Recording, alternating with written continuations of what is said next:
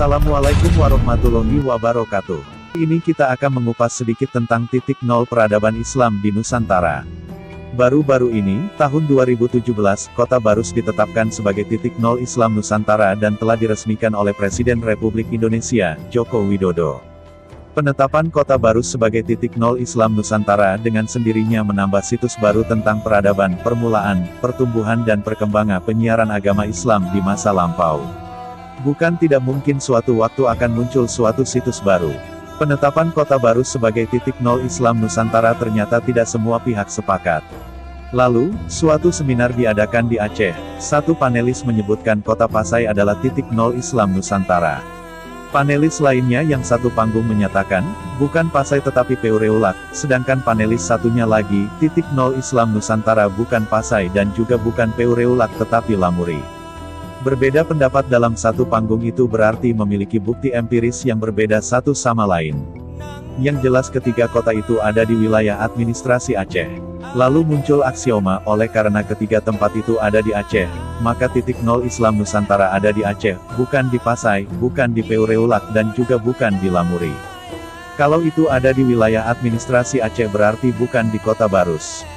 Sebaliknya, ada 3 orang ahli mengatakan bahwa secara de facto titik nol Islam Nusantara di Barus. Tidak ada beda pendapat di antara ketiganya. Tidak ada pendapat yang mengatakan di Sorkam atau di Tapus. Semua mengatakan di Barus dan juga tidak mengatakan di Tapanuli.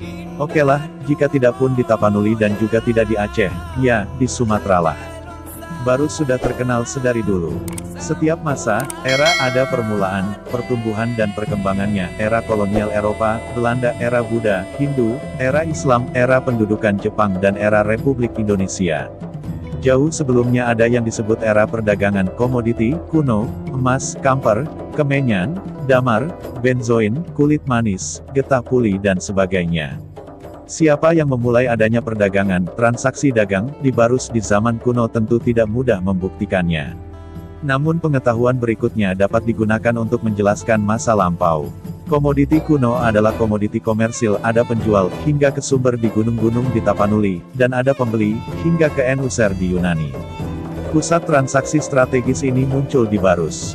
Lantas mengapa pedagang-pedagang di era kuno, sebelum ada agama Islam dan Kristen, Mesir, Arab dan Persia data berniaga jauh ke Barus? Itu karena sudah ada sebelumnya perantara, pedagang-pedagang India, yang meneruskan dari Barus ke Eropa oleh para pedagang Mesir, Arab dan Persia. Lambat laun pedagang-pedagang Mesir, Arab dan Persia tidak tergantung kepada pedagang-pedagang India, melainkan langsung berniaga ke Barus seiring dengan perkembangan pelayaran, kapal dan navigasi. Lantas mengapa pedagang-pedagang India mengetahui ada komoditi kuno di Barus? Itu juga karena informasi yang diperoleh dari pedagang-pedagang lokal di pesisir Pantai Baru atau langsung mendapat informasi dari perilaku penduduk Batak di Tapanuli, menggunakan komoditi kuno sebagai bahan obat dan bahan kecantikan dan bahan pengawetan, sebagai minyak lampu, rempah-rempah dalam masakan. Semua itu sudah barang tentu dimulai oleh demam emas sebelumnya, yang mana pedagang-pedagang India melakukan pengumpulan emas dari pedagang-pedagang lokal di Baru, Tapanuli, Batahan dan Natal, yang menjadi teritori penduduk Batak. Para pedagang internasional dari India ini menjualnya kepada penduduk India yang memang sangat membutuhkannya. Secara teoritis, ada penjual baru ada pembeli atau dengan kata lain ada sumber, sentra produksi, baru ada rantai perdagangan. Penduduk yang memproduksi di tempat sumber komoditi adalah awal semua permulaan. Ada dulu penduduk Batak, baru ada produksi dan perdagangan baru kemudian muncul tempat transaksi yang tetap kota. Pada era perdagangan awal komoditi kuno, termasuk dalam hal ini era Hindu, Buddha dan era Islam. Dalam fase transisi dari era Buddha, Hindu ke era Islam inilah awal masuknya agama Islam ke Nusantara, baca, Nederlands Indi atau Indonesia. Arus orang dan komoditi di Barus bersifat kontinu dari masa lampau hingga agama Islam bermula, tumbuh dan berkembang di tanah Arab. Pada saat sebelum masuknya Islam ke Nusantara di Barus, hubungan perdagangan di Barus sudah lebih dahulu ada pedagang-pedagang Mesir, Arab dan Persia yang berniaga ke Barus untuk mendapatkan komoditi kuno yang boleh jadi ditemukan di tempat lain. Hanya ada di wilayah sekitar kota Barus, kini Tapanuli. Selain itu, tentu saja belum ada kerajaan di Barus yang menjadi pusat transaksi. Kerajaan-kerajaan yang menjadi Islam disebut kesultanan.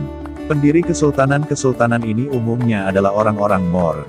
Dengan demikian, transaksi perdagangan di Barus yang dilakukan oleh pedagang-pedagang Arab yang telah beragama Islam, di Barus menjadi awal mulanya kemudian munculnya kerajaan menjadi kesultanan. Jaraknya tentu sangat jauh, antara permulaan adanya agama Islam di Barus dengan kesultanan yang terbentuk dan berkembang hingga mampu menyebarkan Islam secara luas di Nusantara. Bukti bahwa keberadaan Barus sudah sejak lama sudah didiskusikan oleh Ptolemeus, sebelum adanya agama Kristen dan agama Islam. Juga terdapat terminologi kafura, yang diduga kapur, kamper Barus di dalam kitab suci Injil dan Al-Quran melalui bahasa Persia. Dengan demikian, kota Barus sudah terkenal sebelum adanya agama Kristen dan agama Islam.